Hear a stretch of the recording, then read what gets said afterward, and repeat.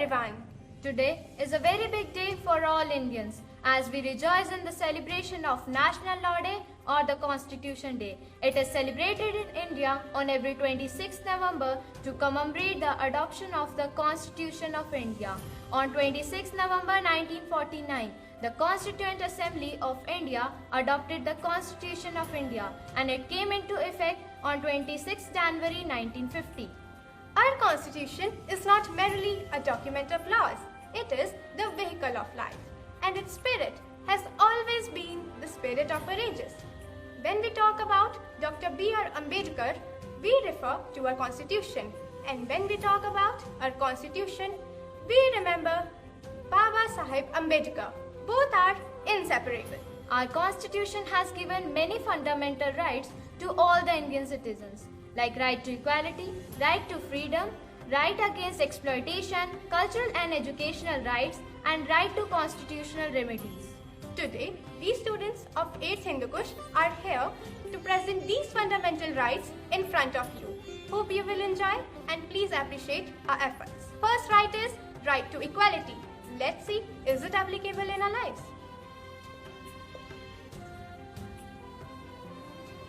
Dad, can you please give me 3,000 rupees? Our school is conducting a trip to Nainital. 3,000 rupees? You're not going anywhere. Dad, our school is conducting a trip to Nainital. Can you give me 3,000 for that? Okay, my child. I'm giving you 3,000 rupees.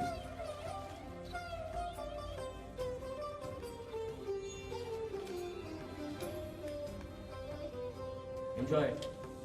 Dad, but why did you allow brother to go? Because he's a boy and you are a girl. You're not allowed. Dad, it's wrong. You can't do this to me. I have right to equality.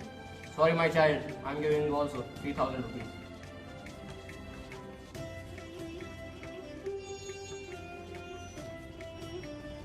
Yes, Priya has right to equality. No one could be discriminated on the basis of his or her caste, gender and religion. As like Priya, everyone has access to all the public places including restaurants, hotels, parks, etc. Next right is right against exploitation.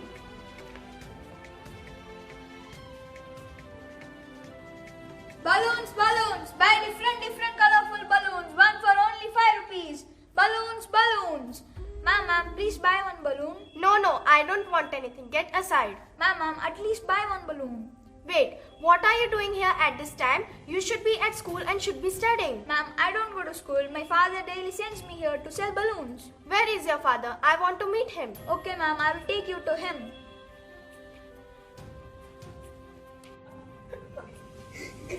Dad, there is someone to meet you. Who's that? I don't know. Sir, what type of father are you who sends his child on roads to sell balloons? He is my son. I can make him do whatever I want to. And who are you to tell me about these? I am a responsible citizen and according to the fundamental right against exploitation given by our constitution, it is illegal to employ children than 14 years of age. You may go to jail for this. You want to go to school? Yes, Dad, I want to go to school. Sorry, ma'am. I will send my son to school. Sorry, son. Yes, Gauravi is right. The Constitution prohibits human trafficking, forced labours and employment of children under 14 years of age. Next right is cultural and educational right.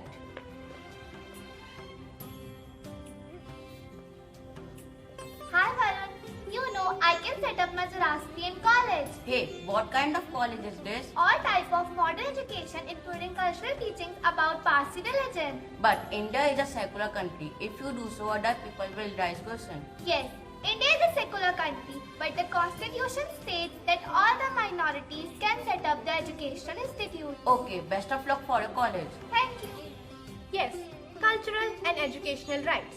Minorities, linguistics or religious can set up their own educational institutions in order to preserve and develop their own culture. Next right is right to freedom of religion. Hi, Anushka. I want to adopt Christianity. What's your opinion about this? What? What are you saying? You want to adopt Christianity? What happened, Anushka? Why are you so shocked? See, what is she saying? She want to adopt Christianity. What? Are you going nuts? What will society think about you? But what I have done wrong? I just want to adopt Christianity. It's my fundamental right. Yes, religious freedom is provided to all the Indian citizens, and every person has the right to practice the religion of their own choice. Next right is right to freedom and right to constitutional remedies.